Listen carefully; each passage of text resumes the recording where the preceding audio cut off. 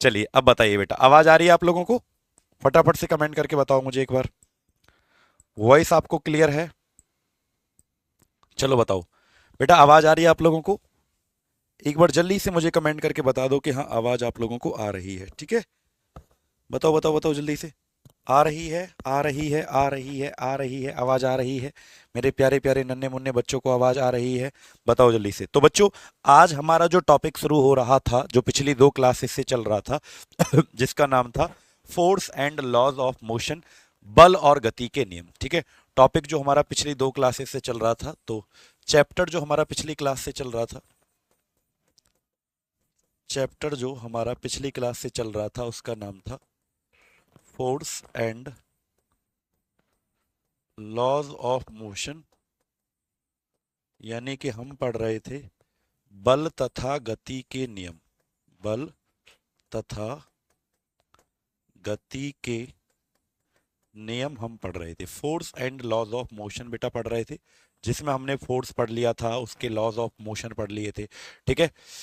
ठीक है बेटा प्रीति, चलो कमेंट करके बताओ। मेरा प्रीति छोटा सा बच्चा है, ठीक है? कह रहे सर आप लेट, आपको पनिशमेंट मिलेगी अब। अच्छा, मेरा बेटा हो के मुझे पनिशमेंट देगा? ठीक हो बेटा, देखो तो हमने आपको दो लॉ पढ़ा दिए थे बेटा। एक हमने पढ़ा था फर्स्ट लॉ, पहला नियम हमने आपको पढ़ा दिया था। उसके बाद मोमेंटम पढ़ाया था, संवेग, और सेकंड लॉ भी हमने आपको पढ़ा दिया था। क्या? दूसरा नियम भी हमने आपको पढ़ा दिया था। आज हम थर्ड लॉ पढ़ेंगे। आज हम क्या पढ़ेंगे? सबसे पहले थर्ड लॉ, यानी कि तीसरा नियम हम पढ़ेंगे। आज हम पढ़ने वाले हैं थर्ड लॉ, तो हेडिंग डालें थर्ड लॉ ऑफ मोशन, गति का तीसरा नियम। सभी बच्चे हेडिंग डालेंगे। मैं कहाँ था बेटा? मैं ऑफलाइन क्लास से आ रहा था, ठीक है? आज मेरी ऑफलाइन क्लास होती है, बुधवार को होती है और बृहस्पतिवार को, 2 दिन। आप भी याद रखो। देखो, 2 दिन में थोड़ा सा लेट हो जाया करूंगा, यानी 5 मिनट 10 मिनट लेट हो जाया करूंगा, बुधवार को और बृहस्पतिवार को, है ना? वेडनेसडे और थर्सडे को मेरी 2 दिन ऑफलाइन क्लास होती है, 5:30 बजे तक बेटा। पीछे मतलब थोड़ा दूर है यहाँ से, तो रास्ते में थोड़ा सा ट्रैफिक लग जाता है बेटा, 5 या 10 मिनट फिर लेट हो जाता हूँ। तो बस ज़्यादा नहीं, 5 या 10 मिनट, 2 दिन लेट हुआ करूंगा, एक बुधवार को एक बृहस्पतिवार को, ठीक है बेटा?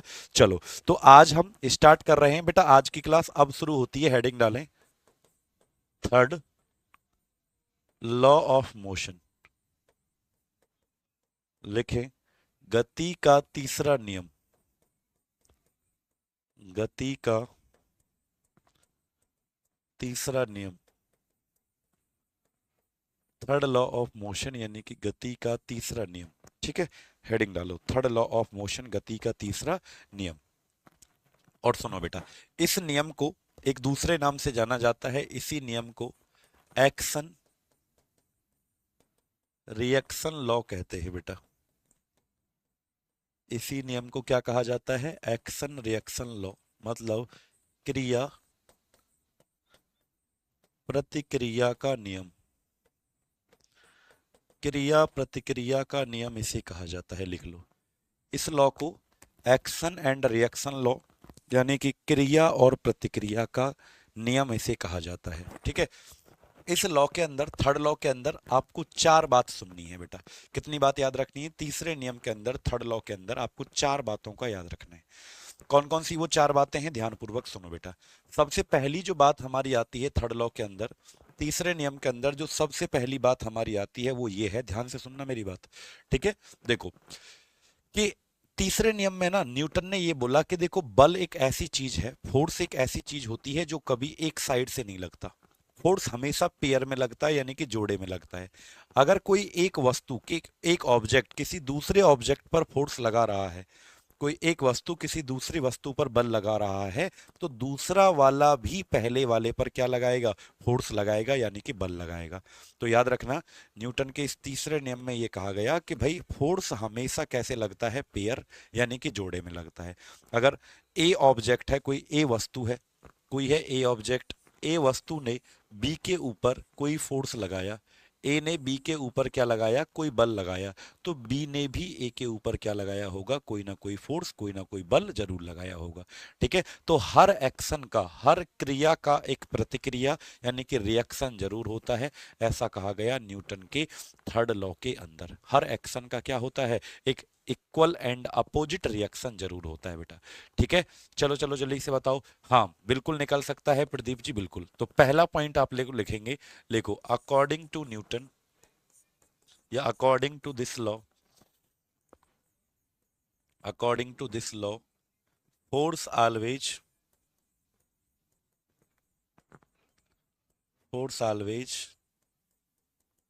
Exist in pair, force always exist in pair. लिखें इस नियम के अनुसार, इस नियम के अनुसार बल हमेशा जोड़े में लगता है। इस नियम के अनुसार बल हमेशा जोड़े में लगता है। According to this law force always exist in the pair, बल हमेशा जोड़े में लगता है। एक बच्चा पूछ रहा है सर फोर्स क्या है? बेटा आज तो ये चैप्टर खत्म होने वाला है, आज हम इसके पीवाईक्यू करेंगे। आपको पहली वाली वीडियो देखनी पड़ेगी इसके लिए कि फोर्स क्या होता है। किसी चीज को पुश करना, धक्का लगाना या पुल करना, खींचना, यही फोर्स कहलाता है, यही बल कहलाता है। ठीक है रोहित जी? हाँ बिल्कुल हो जाएगा बेटा रोहित, चिंता ना करो बाबू, कोशिश करते रहो और आपके मार्क्स अच्छे आ रहे हैं आरपीएफ के अंदर, तो बिल्कुल हो जाएगा आपका। ठीक है रोहित मीना? चलो दूसरा पॉइंट क्या आता है बेटा, सुनो। पहला पॉइंट यह है कि फोर्स हमेशा पेयर में लगेगा। अगर ए कोई ऑब्जेक्ट है वो दूसरे वाले पर बी पर फोर्स लगा रहा है तो बी ने भी ए के ऊपर क्या लगाया होगा, फोर्स जरूर लगाया होगा। ठीक है, ऐसा नहीं है कि भाई कोई आपने फोर्स लगाया और आपके ऊपर ना लगे, ऐसा कभी नहीं होता, लगेगा जरूर बेटा, दोनों साइड से हमारा फोर्स जो है वो लगता है। ठीक है चलो, है ना, रामायण खत्म हो गया बोल रहा है, सीता कौन एक लड़की लिख रही है, बहुत पिटाई करूंगा तेरी, ऐसे मत बोल हमारे बच्चे को। ठीक है, तो याद रखना बेटा। अब दूसरा पॉइंट ये है कि देखो बेटा, जैसे मैंने कहा कि ये क्या है हमारे हाथ में, ये मेरे हाथ में है, देखो ध्यान से, ये मेरे हाथ में मार्कर है, और जैसे ही मैं इस मार्कर पे ऐसे उंगलियों को हटाता हूं तो ये मार्कर नीचे आ जाता है। जैसे ही मैं उंगलियों को हटाता हूं तो मार्कर कहाँ आ जाता है, नीचे आ जाता है। तो अर्थ ने इसके ऊपर क्या लगाया बेटा, पृथ्वी ने इसके ऊपर लगाया ग्रेविटेशनल फोर्स, गुरुत्वाकर्षण बल। ठीक है, जैसे ही ये मैंने अपनी उंगलियों को हटाया ये तुरंत नीचे आ गया, तो अर्थ ने इसके ऊपर क्या लगाया, पृथ्वी ने इसके ऊपर गुरुत्वाकर्षण बल लगाया। क्या लगाया बेटा, गुरुत्वाकर्षण बल। तो बेटा याद रखना, ये मार्कर जो गिर रहा है, ठीक है, तो ये मार्कर भी पता है अर्थ के ऊपर फोर्स लगा रहा है, मार्कर भी अर्थ के ऊपर फोर्स लगा रहा है, और उस फोर्स का नाम है ग्रेविटेशन, गुरुत्वाकर्षण बल। मतलब मार्कर भी लगा रहा है, अर्थ भी लगा रही है। फोर्स हमेशा पेयर में लगता है, जोड़े में लगता है, एक साइड से नहीं लगता। तो आपको तो ये लग रहा होगा कि सिर्फ अर्थ लगाती है इस मार्कर के ऊपर, नहीं बेटा, बेटा जी, मार्कर के ऊपर तो अर्थ लगा ही रही है, ये मार्कर भी अर्थ के ऊपर लगा रहा होगा कौन सा फोर्स, ग्रेविटेशन, यानी कि गुरुत्वाकर्षण बल लगा रहा होगा। यानी दोनों साइड से लगता है फोर्स, और पता है कितना बराबर, इक्वल, बिल्कुल जितना फोर्स अर्थ ने इसके ऊपर लगाया उतना ही बिल्कुल एग्जैक्टली बिल्कुल बराबर फोर्स मार्कर भी लगा रहा है अर्थ के ऊपर। यानी दोनों जो होते हैं, ठीक है, हाँ ये दोनों इक्वल होते हैं, एकदम बिल्कुल बराबर होते हैं, बस डायरेक्शन अपोजिट होती है। बस क्या होती है बेटा, डायरेक्शन अपोजिट होती है। कि मान लीजिए अर्थ तो इसको अपनी तरफ खींच रही है, मार्कर अपनी तरफ खींच रहा होगा अर्थ को, बस डायरेक्शन अपोजिट होती है, लेकिन मैग्नीट्यूड जो होता है, दोनों बल का जो परिमाण होता है वो क्या होता है, एकदम बराबर। जितना अर्थ ने लगाया उतना मार्कर ने भी लगाया। तो आपका एक क्वेश्चन आता है सर, तो फिर मार्कर ही क्यों नीचे आ जाता है, अर्थ खींच के क्यों नहीं जा रहा? भाई फिर मार्कर ही क्यों गिरा, अर्थ क्यों नहीं चला जाता ऊपर की तरफ? क्योंकि बेटा अर्थ का मास ज्यादा है, इसका मास कम है, तो गिरेगा वो जिसका मास कम होता है। ठीक है, लेकिन फोर्स जो होगा वो क्या होगा, एकदम इक्वल। तो लिखें मैग्नीट्यूड ऑफ, इस नियम के अकॉर्डिंग क्या होगा, मैग्नीट्यूड ऑफ, भाई दो फोर्स लग रहे हैं, ए ने बी के ऊपर लगाया F1, बी ने ए के ऊपर लगाया F2, तो दोनों क्या होते हैं, F1 और F2 दोनों क्या होते हैं, बराबर। F1 और F2 दोनों क्या होते हैं, बराबर। तो भाई बेटा लिखो magnitude of both forces are equal and direction is opposite.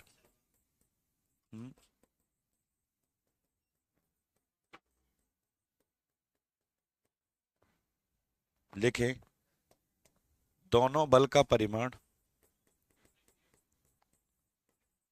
दोनों बल का परिमाण बराबर होता है लेकिन दिशा विपरीत होती है।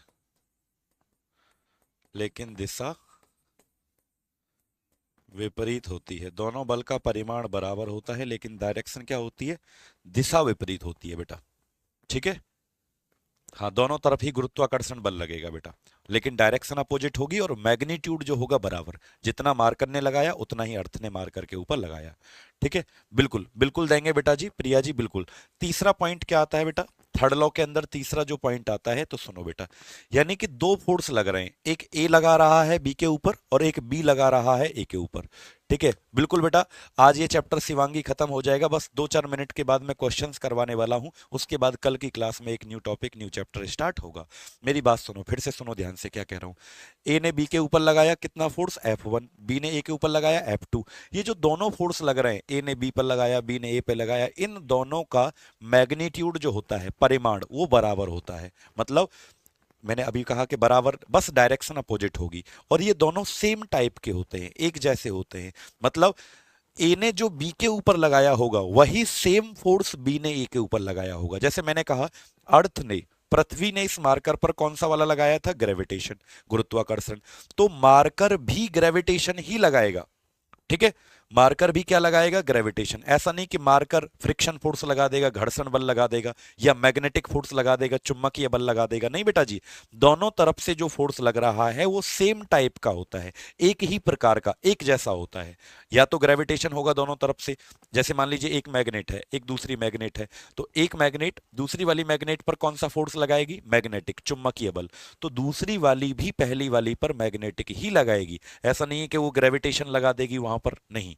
तो दोनों जो होते हैं बेटा, हाँ, दोनों जो होते हैं वो क्या होता है?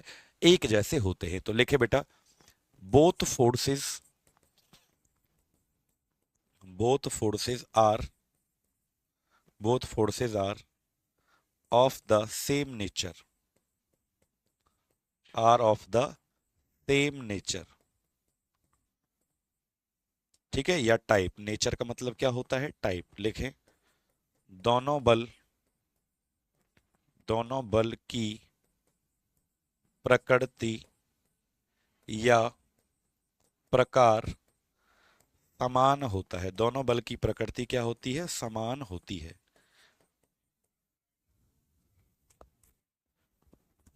ठीक है। दोनों बल की जो प्रकृति है वो क्या होती है? समान होती है। समझ में आया बेटा? चलो अगला चौथा पॉइंट, अगला है चौथा पॉइंट। ठीक है, अगला है चौथा पॉइंट बेटा। देखो मैंने कहा, ध्यान से सुनना बेटा, मैंने कहा ए ने बी के ऊपर लगाया फोर्स, बी ने ए के ऊपर लगाया।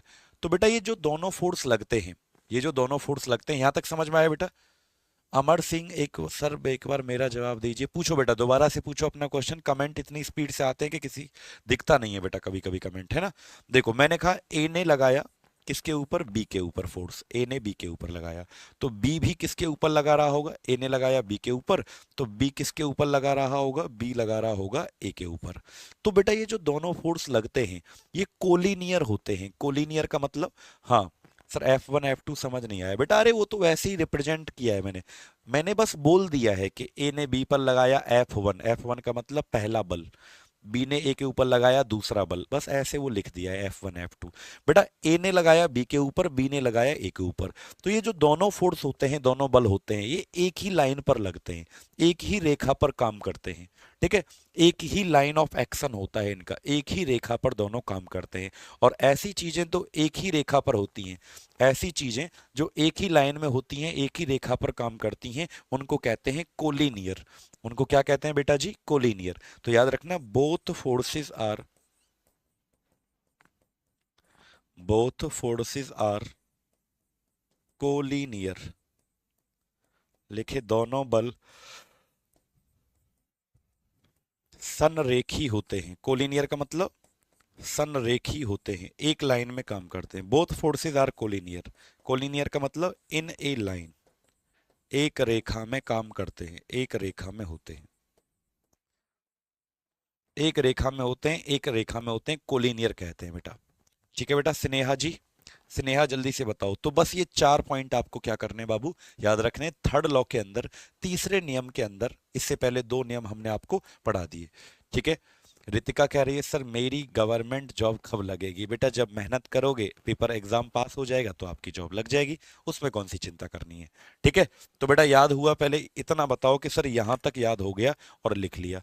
इससे आगे फिर हम आज के क्वेश्चंस करने वाले हैं। बस एक छोटी सी बात और है, आपसे पूछना चाहते हैं, छोटी सी बात। इम्पल्स क्या होता है? ठीक है, जैसे कल आपने पूछा था ना मेरे से कि इम्पल्स क्या होता है, बस वो और लिख लो। सर थर्ड लॉ का एग्जाम्पल क्या होगा? बेटा थर्ड लॉ के तो बहुत सारे एग्जाम्पल हो सकते हैं। जैसे हम अगर ऐसे रनिंग करते हैं तो हम आगे की तरफ जाते हैं, तो हम जमीन को ऐसे पैरों से पीछे की तरफ फेंकते हैं। बंदूक का चलना थर्ड लॉ है। ठीक है। बंदूक का चलना, बंदूक से गोली आगे गई और बंदूक पीछे की तरफ जाती है, थर्ड लॉ। यानी एक्शन हो और रिएक्शन हो, क्रिया हो तो उसका प्रतिक्रिया हो, उसको थर्ड लॉ कहते हैं। ठीक है। एक बैल होता है, बैल गाड़ी होती है, देखिए आपने बैलगाड़ी, बैल खींच रहा है गाड़ी को। ठीक है।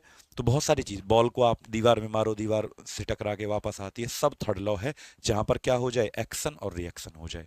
ठीक है। चौथा नंबर हमने लिखा है, दोनों दोनों बल संरेखी, यह है आर, संरेखी होते हैं। ठीक है, संरेखी होते हैं बेटा। मैं फिर से बता दूं, दोनों बल संरेखी का मतलब है एक रेखा में काम करते हैं। दोनों बल संरेखी, संरेखी होते हैं। दोनों बल संरेखी, एक रेखा में काम करते हैं बेटा। ठीक है। चलो, यहां तक सभी बच्चों को समझ में आ गया। तो ये था न्यूटन का थर्ड लॉ बेटा। अब एक छोटा सा टॉपिक है, उसके बाद हम आज के क्वेश्चंस करने वाले हैं। लिखे, एक आता है इम्पल्स, एक आता है इम्पल्स। इम्पल्स को हिंदी में क्या कहा जाता है? आवेग कहा जाता है। बेटा एक टॉपिक आता है जिसका नाम क्या होता है? इम्पल्स। इम्पल्स को हिंदी में क्या कहते हैं? इम्पल्स को हिंदी में आवेग के नाम से जानते हैं। अब आवेग क्या होता है बेटा? सबसे पहले इसको जे से रिप्रेजेंट करते हैं। इम्पल्स आवेग को किससे रिप्रेजेंट करते हैं? तो आप बोलेंगे इम्पल्स को जे से दर्शाया जाता है। ठीक है। इम्पल्स को किससे रिप्रेजेंट किया जाता है? जे से। हम्म। चलो, इम्पल्स को जे से रिप्रेजेंट करते हैं। अब क्या होता है इम्पल्स? सुनो बेटा, जैसे मान लीजिए आपके हाथ में है बैट, बैट, और किसी ने बॉल को जोर से फेंका बैट के ऊपर। किसी ने बॉल को बैट के ऊपर फेंका, आपने जोर से उस बैट को ऐसे घुमाया और बॉल को एकदम बाउंड्री के बाहर भेज दिया। तो जब बॉल आपकी तरफ आई तो आपने बैट से क्या लगाया? उस बॉल के ऊपर फोर्स लगाया, बल लगाया। इतनी जोर से लगाया कि बॉल बहुत तेज दूर चली गई। तो बेटा इम्पल्स पता है क्या होता है? आपने उस बॉल के ऊपर आपने उस बॉल के ऊपर जितना फोर्स लगाया, जितना बल लगाया, ठीक है, गुणा जितनी सेकंड के लिए बल लगा। भाई बहुत देखो बेटा, सडन फोर्स, सडन फोर्स का मतलब बहुत जल्दी से एकदम जो फोर्स लगाए, बॉल आई अचानक से, आपको सोचने का भी टाइम नहीं मिला। क्या आप ऐसे आराम से मारोगे बॉल को? बॉल आई तो आप बोलोगे रुक जा, अभी तुझे भेजता हूँ, उधर भेजता हूँ, रुक जा तुझे, एक सेकंड रुक, अभी तुझे भेजता हूँ। नहीं ना, आप बॉल जो बैट को टच हुई है वो बहुत कम समय के लिए टच हुई, कुछ सेकंड सेकंड भी नहीं हुई होगी। ठीक है। तो उसे कहते हैं इम्पल्स। इम्पल्स क्या होता है बेटा? सडन फोर्स, यानी कि मल्टीप्लाई, ऐसे कह सकते हैं, it is the heavy force applied on the object, heavy force applied on the object for a very short time।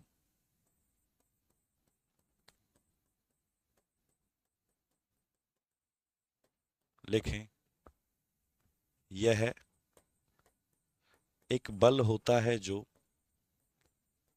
एक बल होता है जो किसी वस्तु पर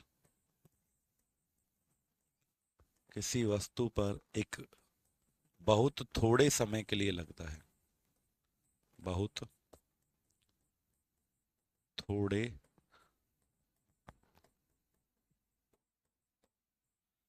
समय के लिए लगता है, जो किसी वस्तु पर बहुत थोड़े समय के लिए लगता है। इसका फॉर्मूला याद रखना बेटा, इसका आपको फॉर्मूला याद रखना बेटा। जे बराबर होता है इम्पल्स बराबर फोर्स, यानी बल,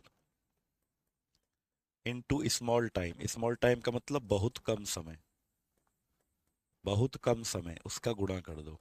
ठीक है। तो जे बराबर एफ, स्मॉल टाइम को डेल्टा टी से रिप्रेजेंट कर लेते हैं, किससे, डेल्टा टी, ठीक है।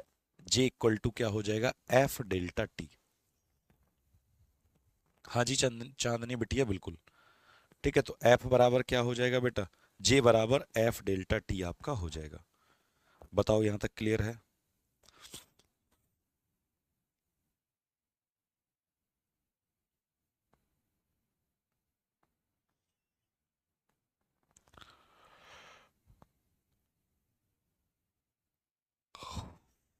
बताओ बेटा, ठीक है।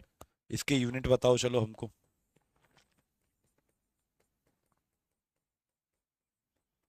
इसका मात्रक बताओ। तो देखो फोर्स का होता है न्यूटन, बल का मात्रक होता है न्यूटन,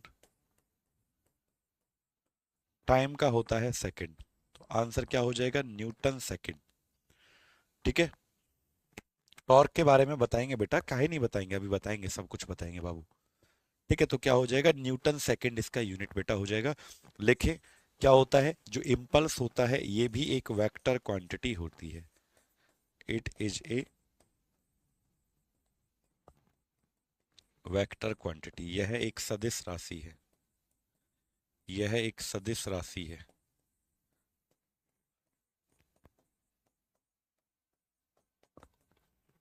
सदिश उसे कहते हैं बेटा जिसमें परिमाण भी होता है, मैग्नीट्यूड और डायरेक्शन भी होती है। जिसमें मैग्नीट्यूड और डायरेक्शन, परिमाण और दिशा दोनों होते हैं, उसको क्या कहा जाता है, वेक्टर यानी कि सदिश राशि कहा जाता है।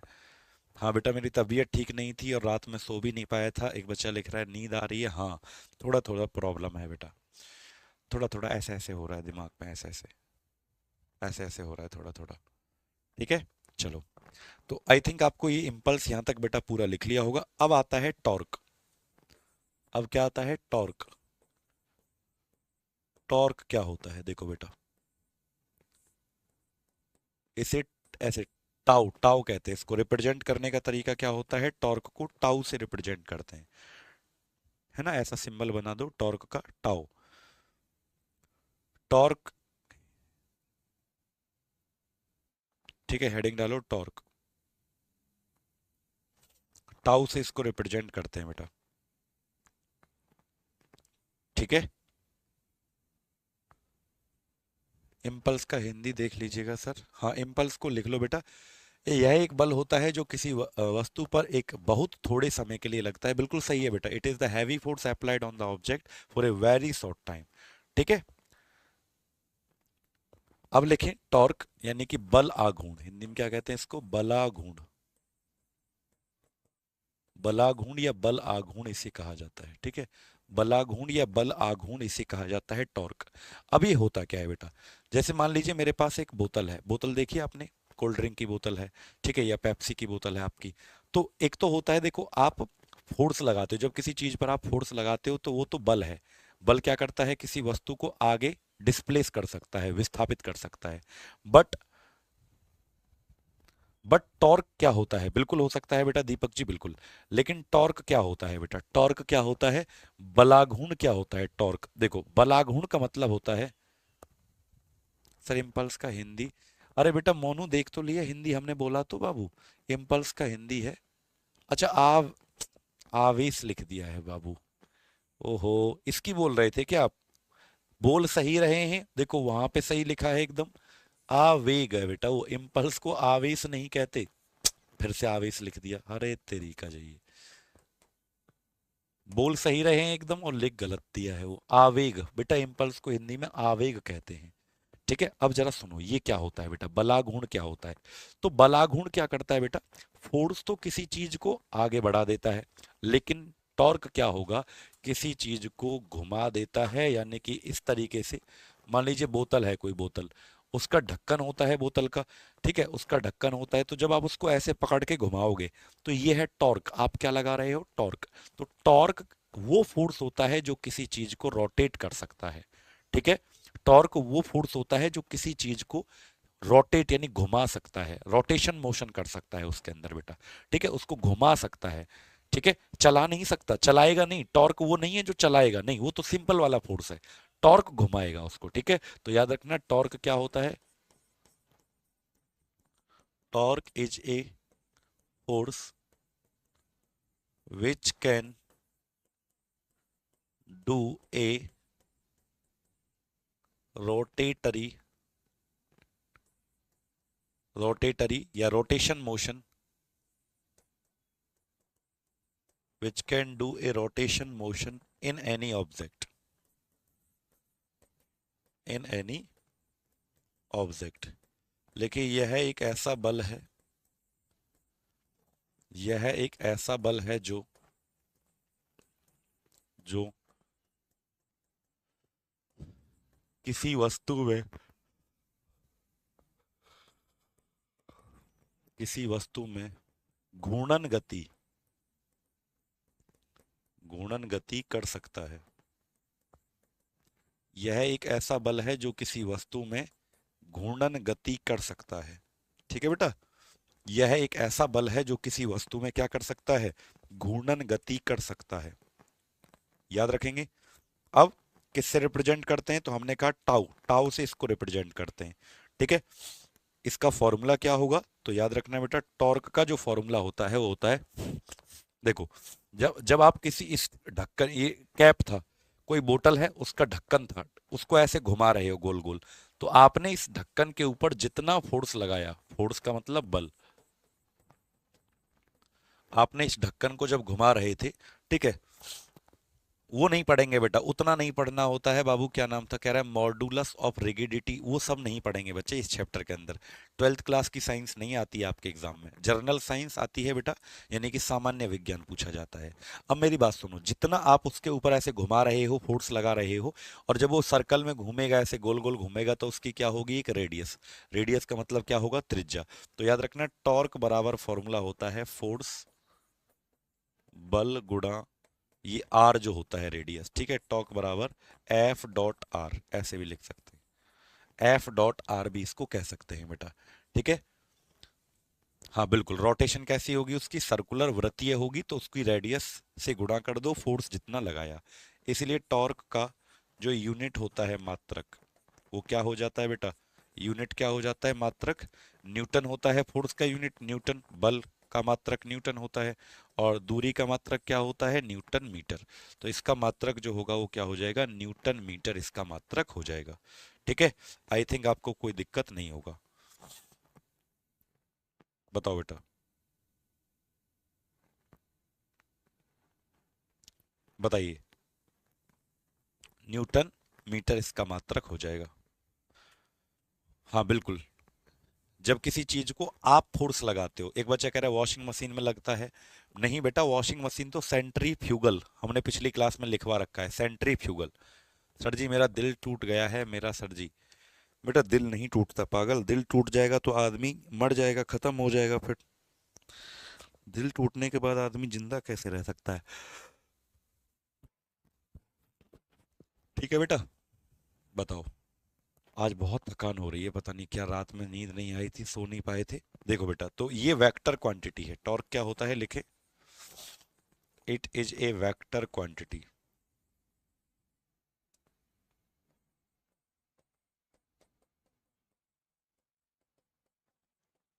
यह एक सदिश राशि है, यह एक सदिश राशि है। ठीक है, चलो, यह एक सदिश राशि है बेटा। अब क्वेश्चंस कर लेते हैं बेटा कुछ। ठीक है, अब हम क्या करते हैं, कुछ क्वेश्चंस कर लेते हैं बाबू।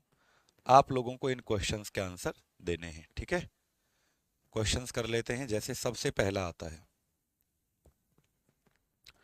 सबसे पहला क्वेश्चन का आंसर आप लोग बताओ। ठीक है, 10 सेकंड आपके पास हैं, जल्दी से बता दो। बताओ, क्वेश्चन नंबर 1 का आंसर देखते हैं, कौन सबसे पहले बताएगा।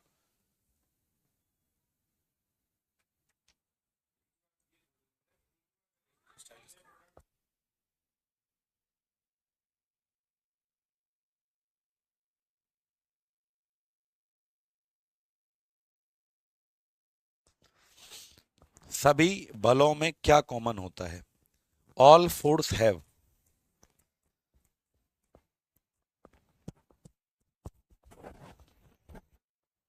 बेटा देखो, जितने भी फोर्स होते हैं आपको पता है कि बल जो होता है वो क्या होता है, वेक्टर क्वांटिटी।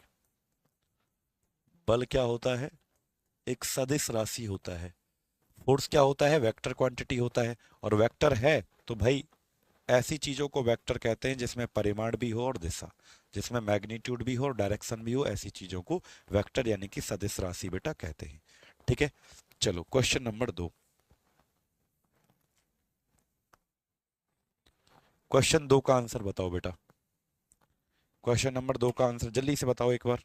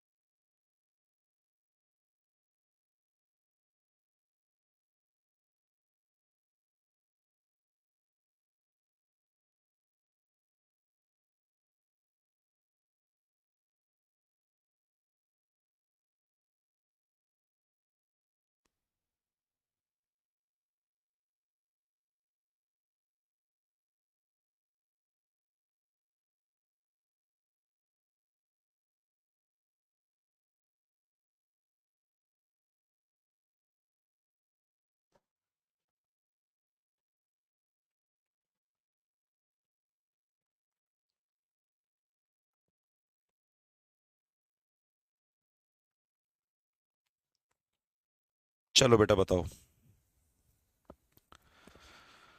बहुत बढ़िया, सबका एकदम सही आ रहा है बेटा। मोमेंटम जो होता है, संवेग, किसी वस्तु का जो संवेग होता है वो किस चीज पे डिपेंड करता है, ये इस क्वेश्चन में पूछा गया है। तो आपको बताना था कि संवेग किस चीज पे डिपेंड। देखो बेटा, संवेग का जो फॉर्मूला होता है वो क्या होता है, P बराबर mv, यानी मास इनटू वेलोसिटी। तो देखो, एक तो मास पे डिपेंड करेगा द्रव्यमान, एक वेलोसिटी वेग पर। तो मतलब दोनों पर, वस्तु के द्रव्यमान पर। ठीक है बेटा, मैं लगवा दूंगा मार्क एज रीड का ऑप्शन लगवा दो गुरुजी। ठीक है भैया जी, लगवा दूंगा। और बताओ और क्या सेवा करे तुम्हारी। ठीक है, चलो बेटा। ठीक है, अगला सवाल तीसरा। क्वेश्चन 3 का आंसर बताएं बेटा, जल्दी से बताएंगे क्वेश्चन नंबर 3 का आंसर।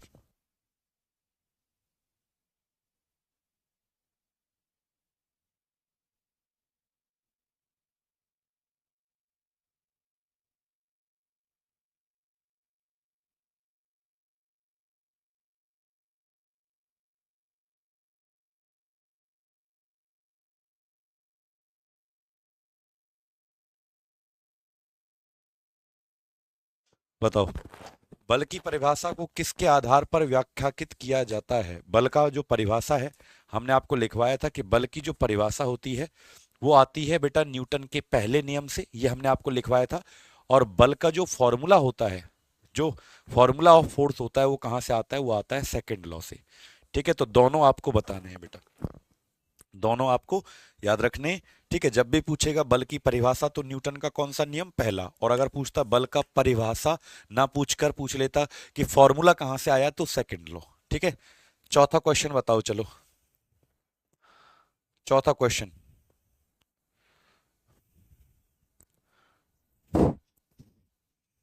अच्छा, घर्षण बल के बारे में थोड़ा सा हम आपको क्लास के लास्ट में बताएंगे कि घर्षण बल क्या होता है, लेकिन उससे पहले आप इस क्वेश्चन का आंसर देंगे सभी प्यारे बच्चे। ठीक है, क्वेश्चन नंबर 4। घर्षण बल के बारे में भी मैं आपको बताऊंगा, लेकिन उससे पहले आप इस क्वेश्चन का आंसर देंगे बेटा। सर क्वेश्चन पोल करवाइए, ऐप में ऑप्शन दिया है तो। बेटा वो अभी वर्क नहीं कर रहा है ठीक से, जैसे ही वर्क करेगा मैं आपको ऑप्शन पोल जरूर करवाऊंगा।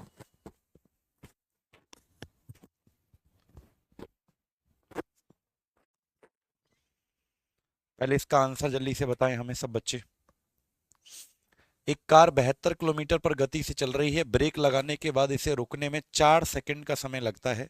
यदि कार का द्रव्यमान 1000 किलोग्राम है तो ब्रेक द्वारा लगाए गए बल का परिमाण बताओ। बहुत अच्छा क्वेश्चन है। सर आपको चींटी सी लगती हैं क्या, नहीं बेटा, धूल मिट्टी धूल धूल जो होती है ना, धूल से मुझे बहुत एलर्जी होती है, और जब रास्ते में जाते हैं तो कहीं ना कहीं धूल बहुत लग जाती है। ठीक है।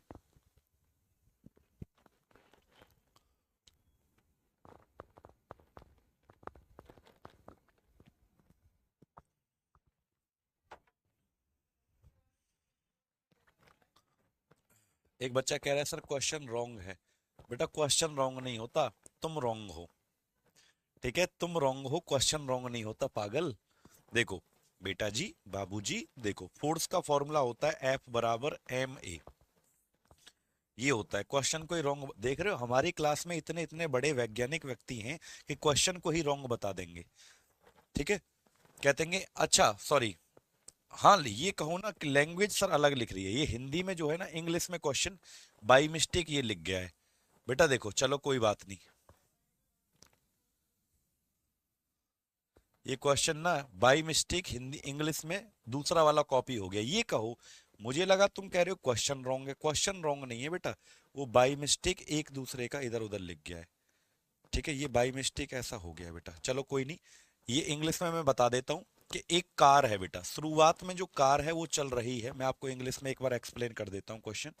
शुरुआत में जो हमारी कार है वो चल रही है 70, अरे चल जा भाई। देखो बेटा, शुरुआत में जो गाड़ी चल रही है यू बराबर 72 किलोमीटर पर आवर। शुरुआत में गाड़ी, मैं इंग्लिश में एक्सप्लेन करता हूँ बेटा आपको। ठीक है, इंग्लिश में अलग था, हिंदी में अलग, हिंदी वाला सही है, इंग्लिश वाले में थोड़ी मिस्टेक थी। तो मैं आपको क्या कर देता हूँ, एक बार इसको एक्सप्लेन कर देता हूँ। ठीक है, एक बार एक्सप्लेन कर देता हूँ बेटा। ये कह रहा है एक car is moving with initial velocity of 72 kilometre per hour. After applying the brake, car stop in the 4 seconds, यानी कि पहले तो कार चल रही थी 72 किलोमीटर पर आवर, 4 सेकंड के बाद रुक जाती है जब उसको ब्रेक लगाए जाते हैं। और कार का जो मास है वो 1000 दे रखा है, तो बताओ कितना बल लगाया, ब्रेक जो लगे तो कितना फोर्स लगाया जिससे कि वो कार रुक गई है, और कितने सेकंड में रुकी है बेटा, 4 सेकंड में। तो बेटा देखो, आपको सबसे पहले यू कितना दिया है, आरंभिक वेग दे रखा है 72 किलोमीटर पर आवर। इसमें बेटा 5/18 का गुणा करो, क्योंकि मैंने आपको पहले भी कहा था कि कभी भी वेलोसिटी को, कभी भी वेग को किलोमीटर पर आवर में मत लेना, वेलोसिटी को मीटर पर सेकंड में लिया जाता है। 18 से कितनी बार कटेगा, 4 बार, 4 पंजा कितना होगा, 20 मीटर पर सेकंड। लेकिन बाद में वो गाड़ी रुक जाती है तो अंतिम वेग, फाइनल वेलोसिटी क्या हो जाएगा, 0, क्योंकि बाद में तो गाड़ी रुक जाती है बेटा। ठीक है, अब टाइम कितना लगता है, समय जो लगता है उसको वो लगता है 4 सेकंड, समय लगता है 4 सेकंड। अब आप यहां से ए निकाल सकते हो बेटा, ए बराबर क्या होता है, v माइनस यू बटे टी। ए बराबर v कितना है, 0, u कितना है, 20, और t कितना है आपका, 4। ठीक है, तो ए बराबर कितना आएगा, -5 मीटर पर सेकंड स्क्वायर, क्योंकि ए का यूनिट ये होता है। तो ए बराबर आया -5। तो देखो बेटा क्या आएगा, एफ बराबर एम कितना है, 1000, 5 से गुणा कर दो, -5 से कर दो, क्या आएगा, 5000। माइनस लगाओ ना लगाओ कोई दिक्कत नहीं है, 5000 न्यूटन आंसर आया। तो आपका जो आंसर होगा वो क्या होगा, डी। 5000 को मैं ऐसे भी तो लिख सकता हूँ ना बेटा, 5 × 10⁻3। 5000 को मैं ऐसे भी तो लिख सकता हूँ, 5 × 10⁻3। बोलो हाँ या ना। 5000 को बेटा क्या लिख सकता हूँ, 5 × 10⁻3 लिख सकता हूँ। आगे चले। अच्छा, कितने बच्चों को ये समझ में आ गया बेटा, क्वेश्चन बताओ, समझ में आया।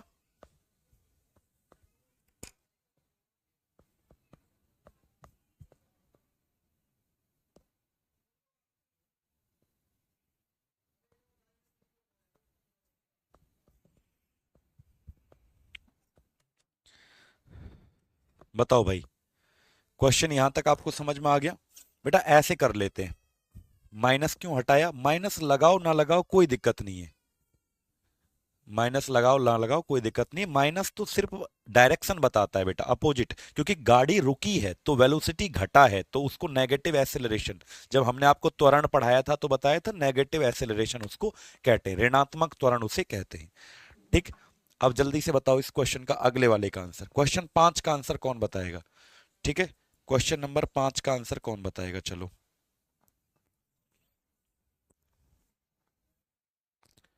आपको बताना है क्वेश्चन 5 का आंसर,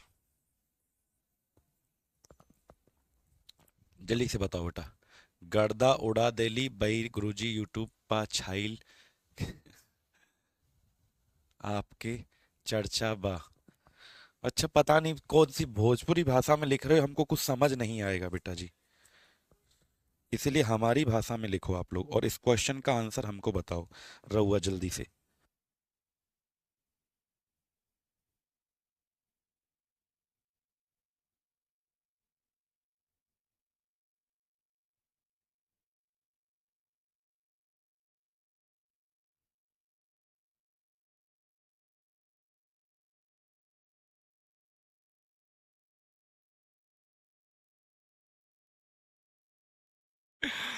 पृथ्वी की, देखो भाई, कहता है कि पृथ्वी पर द्रव्यमान पूछा है बेटा, पृथ्वी की सतह पर किसी वस्तु का भार। अच्छा, ये क्वेश्चन थोड़ा सा ग्रेविटेशन वाले टॉपिक का आ गया है, बट हम आपको जब अगली क्लास में ग्रेविटेशन पढ़ाएंगे तो ये कराएंगे बेटा। वैसे आप कर सकते थे, आपको दिक्कत तो नहीं होनी चाहिए थी। डब्लू बराबर क्या होता है, एम जी। डब्लू बराबर क्या होता है, फॉर्मूला एम जी। डब्लू बराबर एम जी फॉर्मूला होता है, और वेट आपको कितना दिया है, डब्लू बराबर 29.4। कितना दिया है, 29.4। हालांकि ये हमें अभी बताया नहीं है, जब ग्रेविटेशन वाला टॉपिक आएगा तो अच्छे से आपको समझाया जाएगा। 29.4। एम कितना है आपका, एम आपको निकालना है। ठीक है, जी होता है बेटा, जी की वैल्यू 9.8 होती है। ठीक है, एम बराबर कितना आ जाएगा, जब इससे भाग देंगे तो 29.4 डिवाइड बाई 9.8, एम बराबर 3 किलोग्राम आपका आंसर हो जाएगा। कितना हो जाएगा, 3 किलोग्राम आपका आंसर हो जाएगा बेटा। ठीक है, ऐसे करते हैं, 3 किलोग्राम। तो हालांकि ये ग्रेविटेशन जब पढ़ाएंगे तब बता देंगे, उसकी चिंता तुम बिल्कुल मत करो। ठीक है, ये न्यूटन, ये फोर्स वाले टॉपिक का नहीं है, ये ग्रेविटेशन वाले टॉपिक का क्वेश्चन पूछ लिया है। बट चिंता मत करो बेटा, कोई बात नहीं, अगले क्वेश्चन का आप लोग आंसर बताओ। ठीक है, चलो देखते हैं कौन। क्वेश्चन नंबर 6 का आंसर बताओ जल्दी से। क्वेश्चन नंबर 6 का आंसर बताओ, बताओ बेटा। हर हर किसी का पीवाई क्यू आएगा, जिन क्वेश्चन पर टैग नहीं लग रहा वो है एसएससी के, और जिन पर टैग लग रहा है वो है रेलवे के। ठीक है,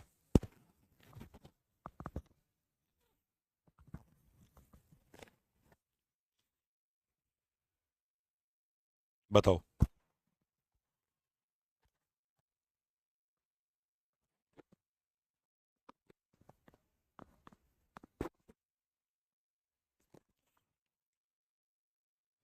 बताओ भाई, किसी गतिशील वस्तु का जड़त्व यानी कि इनर्शिया जो होता है, जड़त्व, वो किस चीज पर डिपेंड करता है, बताओ।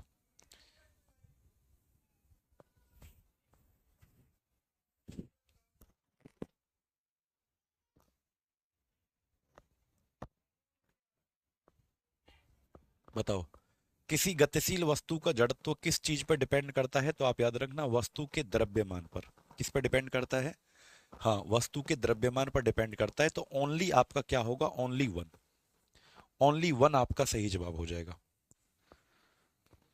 ठीक है, ओनली वन आपका सही होगा बेटा।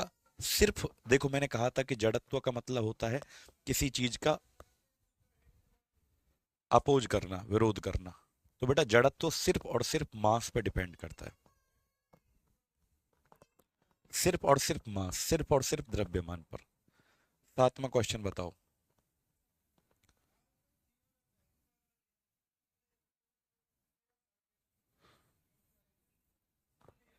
7वां क्वेश्चन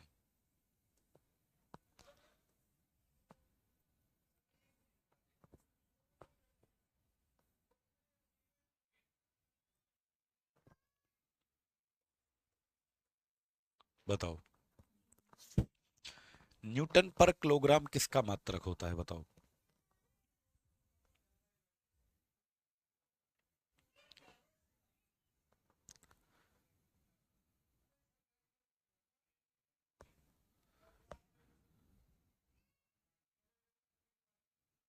बताओ,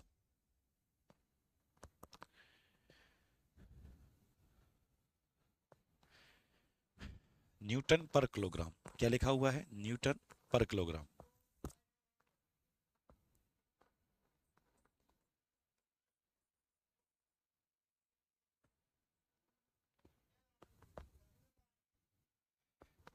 एफ बराबर क्या होता है, एम ए। फोर्स बराबर मास इनटू एक्सेलरेशन। ठीक है, तो अगर मैं यहां से बात करूं कि फोर्स की यूनिट क्या होती है, न्यूटन, बल का मात्रक न्यूटन, मास का यूनिट क्या होता है, द्रव्यमान, मास का यूनिट क्या होता है, किलोग्राम, और एक्सीलरेशन का जो यूनिट होता है वो क्या होता है आपका, मीटर पर सेकंड स्क्वायर, यही होता है ना। ठीक है, तो आपको ये पूछा है कि अगर इसके नीचे चला जाता है ये, ठीक है, या फिर ए को ए रहने दो, ए का मतलब क्या है, एक्सीलरेशन, तो अगर इसके नीचे चला जाए, न्यूटन अपॉन क्या हो जाता, किलोग्राम, तो ये ए आ जाता, ए का मतलब एक्सेलरेशन आ जाता, तो आपका आंसर क्या होता, ए। सातवें क्वेश्चन का आंसर आपका क्या हो जाएगा, ए हो जाएगा। सेवंथ क्वेश्चन का आंसर जो होगा वो क्या हो जाएगा, ए। अब चलते हैं आठवां क्वेश्चन। क्वेश्चन 8 का उत्तर बताएं। निम्नलिखित में से कौन सी एक वेक्टर क्वांटिटी है, कौन सा एक सदिश राशि है, बताएं निम्नलिखित में से।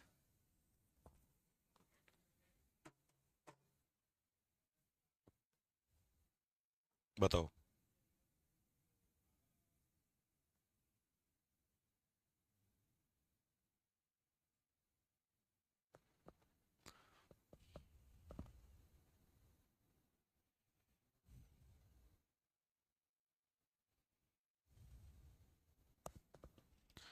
बताएं साथी, कौन सी एक वेक्टर क्वांटिटी है, कौन सी सदिश राशि है जिसमें डायरेक्शन होती है, तो आप कहेंगे सर बल जो होता है एक सदिश राशि है, चाल स्पीड में डायरेक्शन नहीं होता, एनर्जी में नहीं होता, टेम्परेचर में आपका नहीं होता।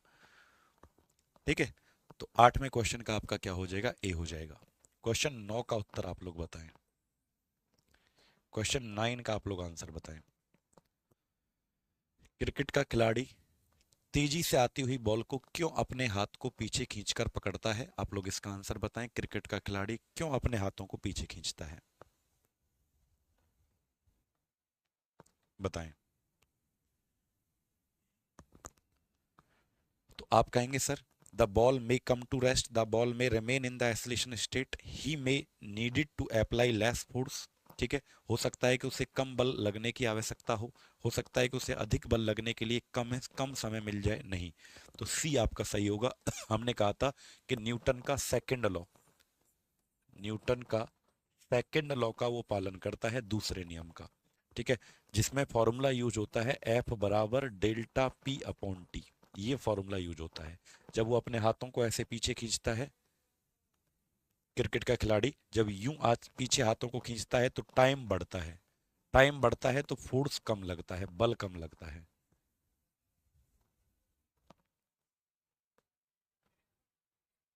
ठीक है, चलो 10वां क्वेश्चन।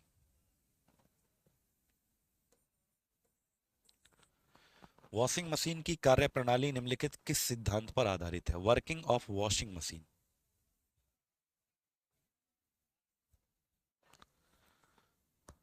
ठीक है, बताइए बेटा, वॉशिंग मशीन की कार्यप्रणाली किस सिद्धांत पर आधारित है, working of washing machine is based on the, बेटा ये सिर्फ प्रैक्टिस के लिए क्वेश्चन करवाए जा रहे हैं, प्रैक्टिस सीट में जो क्वेश्चन है वो लेटेस्ट वाले हैं सारे के सारे।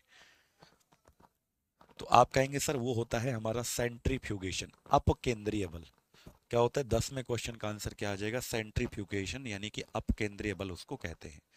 ठीक है, अगला, अगला हमारा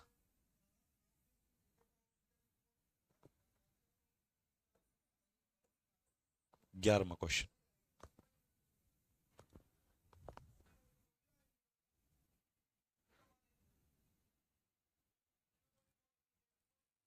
बताइए।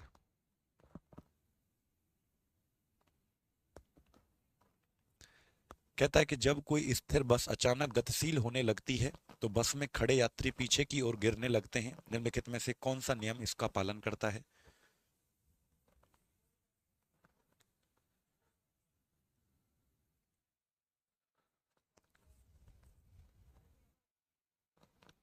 बताएं।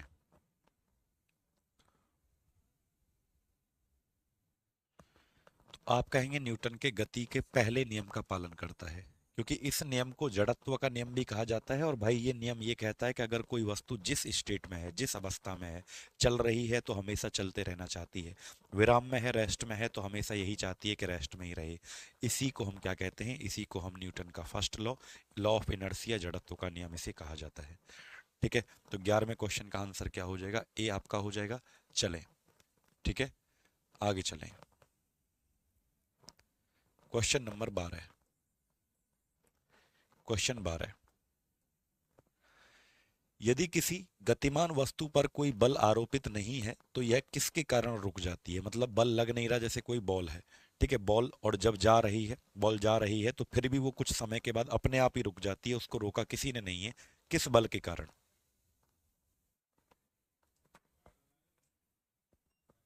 बताएं जल्दी से, किस बल के कारण रुक जाती है। तो आप कहेंगे सर वो घर्षण बल के कारण रुक जाती है। घर्षण बल ऐसा बल होता है बच्चों कि मान लीजिए आप कोई वस्तु इधर गति कर रही है, इधर मोशन कर रही है, तो घर्षण बल जो होता है वो इसका जस्ट अपोज करता है, सामने से घर्षण बल लगेगा। फ्रिक्शन फोर्स जो होता है वो कहां से लगेगा, सामने से घर्षण बल लगता है इस वस्तु के ऊपर। घर्षण बल का काम है गति का विरोध करना, ठीक है, घर्षण बल का काम क्या होता है, गति का विरोध करना इसका काम होता है बेटा, ठीक है। हाँ, गति का विरोध करना।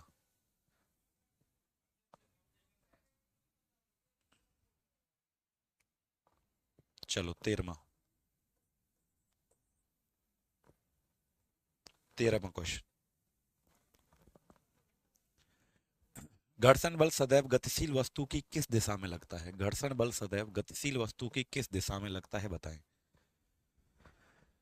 तो बच्चा, दो क्वेश्चन मैं आपको होमवर्क के दूंगा, बस इसका आंसर आप लोग बता दें। ये लगता है विपरीत दिशा में। कैसे लगता है, अपोजिट डायरेक्शन में लगता है, विपरीत दिशा में। उसके बाद दो क्वेश्चन हम आपको होमवर्क के दे रहे हैं बेटा जी, ठीक है, दो क्वेश्चन हम आपको होमवर्क के दे रहे हैं, आप लोग बताना, ठीक है। क्वेश्चन नंबर 14, इसका HW में आंसर आप लोग बताएं, और एक हम आपको दे रहे हैं क्वेश्चन नंबर 15, ठीक है, इसका भी आप लोग होमवर्क में आंसर बताइएगा, दोनों क्वेश्चन का।